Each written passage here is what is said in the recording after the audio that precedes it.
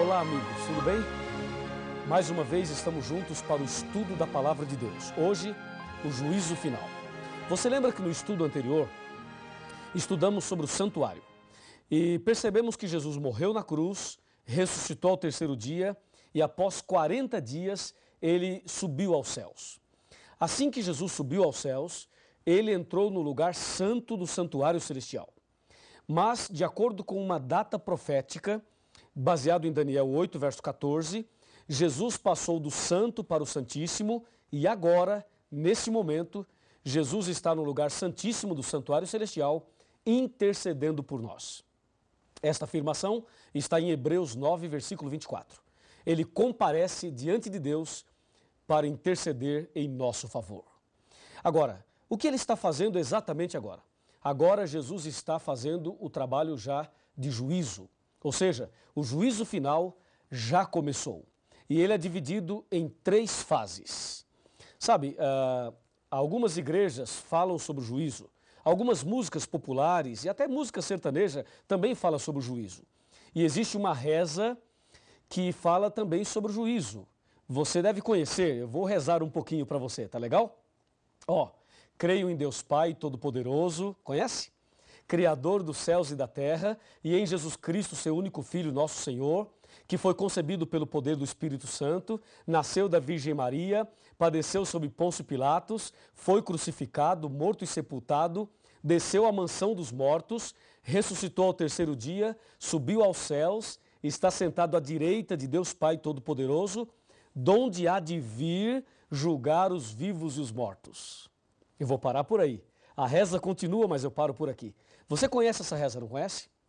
Pois é, ela diz que Jesus está à direita do Pai, de onde virá para julgar os vivos e os mortos. Até aí está tudo bem.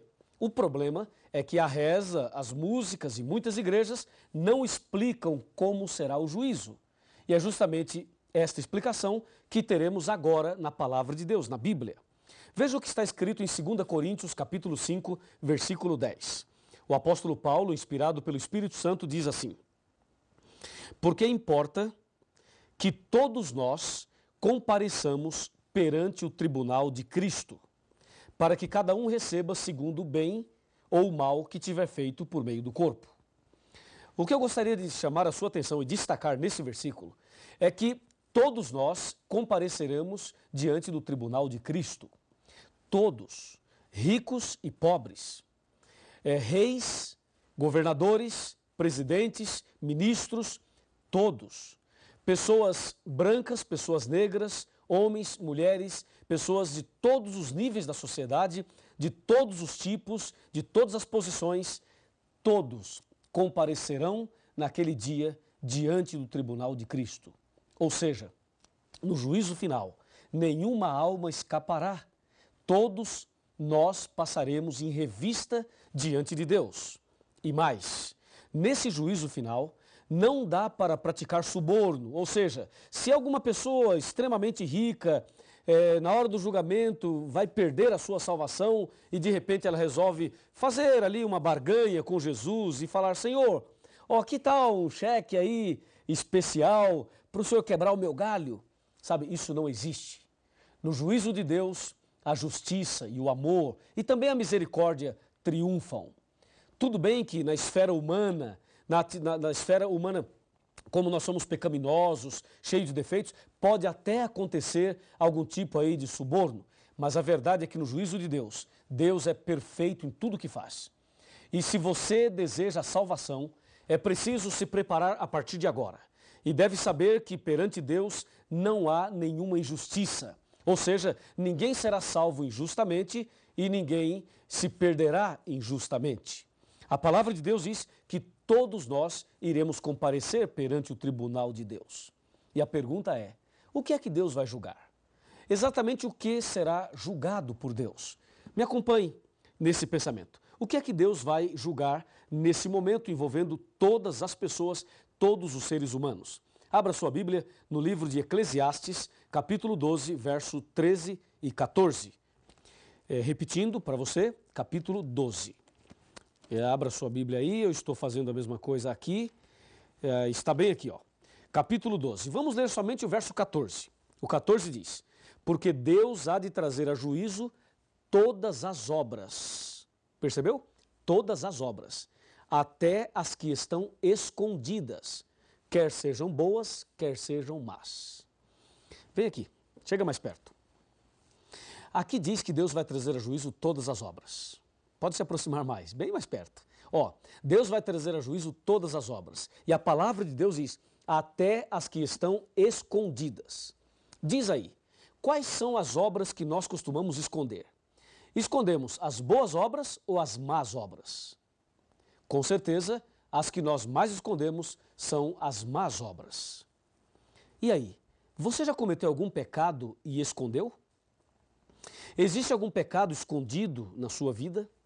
Que o pastor não sabe, que a liderança da sua igreja não sabe, e que a sua família não sabe, e que o seu marido não sabe, ou a sua esposa também não sabe? Alguma coisa que você fez que você escondeu, deixou escondido ali? Sabe quem fez isso no passado? Foi o rei Davi. O rei Davi praticou um adultério, depois mentiu, depois mandou matar o marido daquela mulher e escondeu esse pecado. Escondeu durante muito tempo, até que um dia o profeta Natã veio visitá-lo. E ao visitá-lo, o profeta Natã lhe contou uma história e depois revelou a Davi que o pecado que ele havia escondido não estava bem escondido assim. E aí se cumpre o texto de Jesus que diz, não há nada encoberto que não seja descoberto, não há nada oculto que não seja revelado. E o profeta Natã olhou nos olhos do rei Davi e disse, Davi, tu és o homem que cometeu este pecado. E aí Davi caiu de joelhos, arrependido, confessou seus pecados a Deus e pediu perdão. E esse momento em que ele se arrependeu está no Salmo 51, quando Davi diz, Deus, dá-me um coração puro e renova dentro de mim um espírito inabalável. O juízo final envolve a todos e Deus vai julgar todas as obras, até mesmo aqueles pecados escondidos. Hoje você saberá como agir, o que fazer para na hora do juízo receber a absolvição, o perdão, a salvação. Então vamos analisar juntos todos esses detalhes. O que fazer, como agir diante do juízo, tá legal? Então vamos abrir a Bíblia e vamos saber detalhes do juízo e saber como devemos agir. Me acompanhe, por favor. Me acompanhe aqui.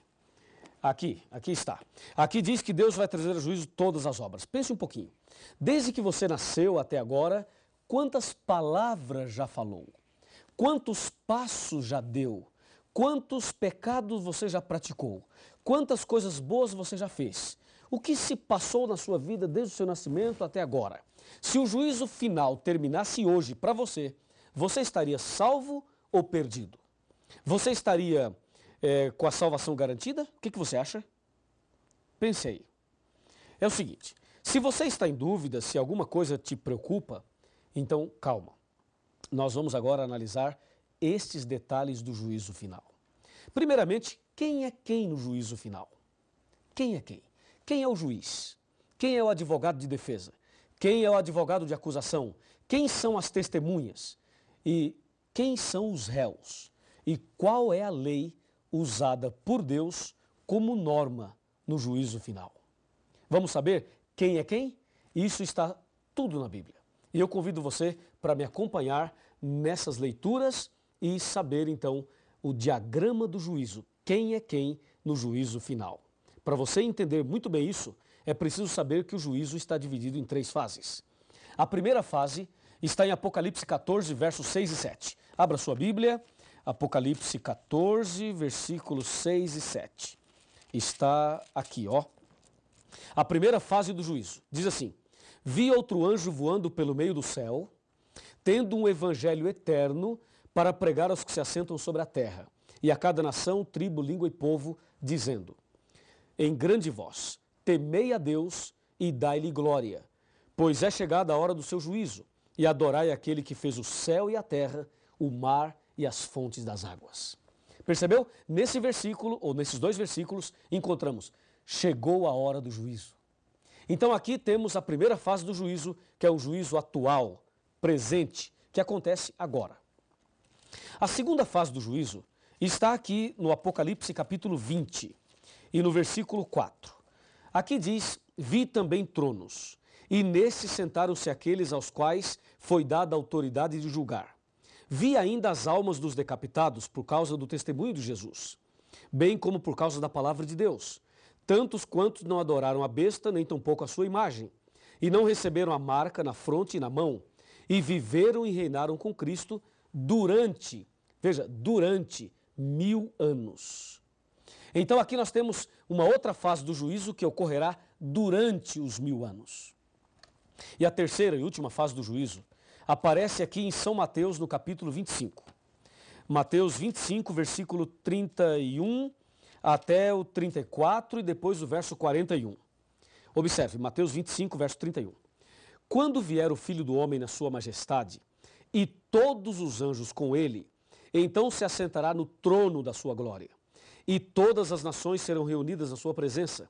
E ele separará uns dos outros, como o pastor separa dos cabritos as ovelhas. E porá as ovelhas à sua direita, mas os cabritos à sua esquerda. Então dirá o rei aos que estiverem à sua direita: vinde benditos de meu Pai, e entrai na posse do reino que vos está preparada desde a fundação do mundo. E agora o verso 41 diz assim: então o rei dirá também aos que estiverem à sua esquerda: apartai-vos de mim, malditos, para o fogo eterno, preparado para o diabo e para os seus anjos. Entendeu? Aqui nós temos a descrição do juízo final, as suas 3 fases. A primeira está acontecendo agora. A segunda ocorrerá durante os 1000 anos. E a terceira acontecerá depois dos 1000 anos. É bom que você entenda que o milênio é um período de tempo que está entre a volta de Jesus e a descida da cidade santa. Essa descrição aparece em Apocalipse capítulo 20. Quando Jesus voltar, então começa a contagem dos 1000 anos. E quando descer do céu a cidade santa, a Nova Jerusalém, então estará terminando os 1000 anos. Então agora, antes do milênio, acontece a primeira fase do juízo. Durante o milênio acontecerá a segunda fase e após o milênio, a terceira fase. Me acompanhe agora e vamos analisar alguns detalhes das 3 fases e saberemos ainda quem é quem no juízo final. Quem é o juiz, quem é o advogado e assim por diante. Tá bem? Por favor, vem comigo aqui para nós analisarmos. Primeiramente, as 3 fases do juízo. Nós já sabemos que Deus vai julgar todas as obras. A primeira fase, vamos chamá-la de investigação. Juízo de investigação, aquela fase investigativa. A segunda fase vamos chamar de juízo de comprovação. E a terceira chamaremos de juízo de execução. Deu para você decorar? Vamos de novo. Investigação, comprovação e execução. São as 3 fases. Lembrando que a fase de investigação está acontecendo agora. E que a fase de comprovação ocorrerá durante os 1000 anos. E a terceira de execução ocorrerá após os 1000 anos. A pergunta: quem é quem no juízo final? Eu tenho aqui o diagrama do juízo final. Primeiro, o juiz, na primeira fase, agora, é Deus. Está escrito em Salmo 50, versículo 6. Ali diz que Deus é o juiz.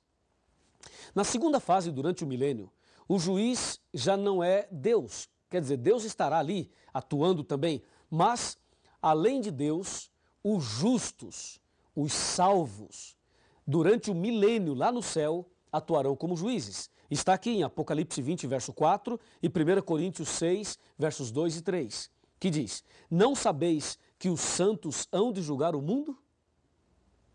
Então, na segunda fase, os justos serão juízes. Conforme diz Apocalipse 20, verso 4, quando diz: vi também tronos, e nestes sentaram-se aqueles aos quais foi dada a autoridade de julgar. Então Deus dará autoridade de julgar a um grupo de pessoas. E essas pessoas são os justos, que foram salvos e que estarão no céu durante o milênio. Na terceira fase do juízo, quem é o juiz? O juiz será Jesus Cristo. Conforme diz João 5, versículo 22 e também 27. Ali diz: o Pai a ninguém julga, mas deu ao Filho todo o juízo. Então, repetindo, na primeira fase Deus é o juiz, na segunda fase os justos atuarão como juízes e na terceira Jesus é o juiz. Agora, quem é o advogado de defesa na primeira fase? 1 João capítulo 2, versículo 1, diz que nós temos, o versículo diz assim, ó, filhinhos, estas coisas vos tenho dito para que não pequeis. Se todavia alguém pecar, temos um advogado perante o Pai, Jesus Cristo o justo. Que bênção, né? Então Jesus é o nosso advogado de defesa. Hoje, na primeira fase. Entendeu? Deus é o juiz e Jesus é o advogado na primeira fase. E na segunda fase, quem será o advogado? Na segunda fase, lembre-se, durante o milênio, não haverá advogado de defesa. E na terceira fase, após o milênio, também não haverá. Ou seja, nós só temos advogado para nos defender agora, na primeira fase. Quem é o advogado de acusação, o acusador, na primeira fase do juízo? Na primeira fase do juízo, o advogado de acusação é Satanás. Está em Apocalipse capítulo 12, versículos 9 e 10. Eu vou ler esse texto para você. Apocalipse capítulo 12, versículos 9 e 10. Diz assim, o 9. E foi expulso o grande dragão, a antiga serpente, que se chama Diabo e Satanás, o sedutor de todo o mundo. Sim, ele foi atirado para a terra e com ele os seus anjos. Então ouvi uma voz do céu proclamando, agora veio a salvação, o poder, o reino do nosso Deus e a autoridade do seu Cristo, pois foi expulso o acusador de nossos irmãos, o mesmo que nos acusa de dia e de noite, diante do nosso Deus. Portanto, o acusador é Satanás. Na segunda fase, onde estará o acusador? Apocalipse 20, versículos 1, 2 e 3, dizem, ali os versículos dizem o seguinte, que o acusador, durante a segunda fase, ele estará preso. Vai descer do céu um anjo que tem a chave do abismo e vai prender Satanás por 1000 anos. Então, na segunda fase, o acusador estará preso. E na terceira fase, Satanás volta para acusar por um pouquinho de tempo. É o que diz o versículo 3 de Apocalipse 20. Aqui diz, claramente, lançou-o no abismo, fechou-o e pôs selo sobre ele, para que não mais enganasse as nações, até que se completassem os 1000 anos. Depois disto, é necessário que ele seja solto por pouco tempo. Então, depois do milênio, na terceira fase, Satanás volta como acusador, mas por pouquinho tempo. Agora, quem são as testemunhas? As testemunhas do juízo final são os anjos. Apocalipse 5, versículo 11. Os anjos. Na primeira, na segunda e na terceira fase. Os anjos são as testemunhas. E quem são os réus? Claro que os réus são todos nós, não há dúvida. Mas, na primeira fase do juízo, os que estão sendo investigados, julgados nesse processo investigativo, são os cristãos, os justos, os filhos de Deus. Conforme diz aqui 1 Pedro 4,17. Está aqui, ó. 1 Pedro 4,17. Porque a ocasião de começar o juízo pela casa de Deus, ou seja, pela igreja, é chegada. Ora, se primeiro vem por nós, qual será o fim daqueles que não obedecem ao evangelho de Deus? Então, percebeu? O juízo começa pela casa de Deus, pela igreja, pelos cristãos, por aqueles que servem a Deus. É o que diz a palavra de Deus. Então, hoje, os cristãos estão sendo julgados. Na segunda fase do juízo, durante o milênio, os ímpios serão julgados. Na verdade, na segunda fase do juízo, o julgamento é só de comprovação. E na terceira fase do juízo, todos ouvirão de Cristo a sentença final. Os justos ouvirão de Cristo, vinde benditos de meu Pai. E os ímpios ouvirão de Cristo, apartai-vos de mim para o fogo eterno. E por último, a lei. Qual é a lei usada por Deus como norma para o juízo? Tiago, capítulo 2, de 10 a 13, diz que são os 10 mandamentos. Os 10 mandamentos é a lei usada por Deus como norma para o juízo. Se os 10 mandamentos são usados por Deus como norma para o juízo, eu pergunto, o que dizer daqueles que não aceitam a lei, que não aceitam os 10 mandamentos? Como será o julgamento deles? Por isso, é importante entender não somente o diagrama do juízo, mas também a vida de obediência que Deus espera de nós. Então, fechando este estudo, esse pensamento, entenda o seguinte: na primeira fase do juízo, Deus é o juiz, na segunda fase, os justos, e na terceira fase, Jesus. Na primeira fase, Jesus é o advogado, na segunda e na terceira, não haverá advogado de defesa. É o acusador. Na primeira fase, o diabo é o acusador, na segunda fase, ele estará preso, e na terceira, ele volta como acusador. As testemunhas são os anjos nas três fases. Os réus. Hoje, os justos estão sendo julgados. Na segunda fase, os ímpios, e na terceira, todos. A lei usada como norma para o juízo são os 10 mandamentos nas três fases. Eu gostaria de fechar o estudo chamando a sua atenção para o seguinte ponto.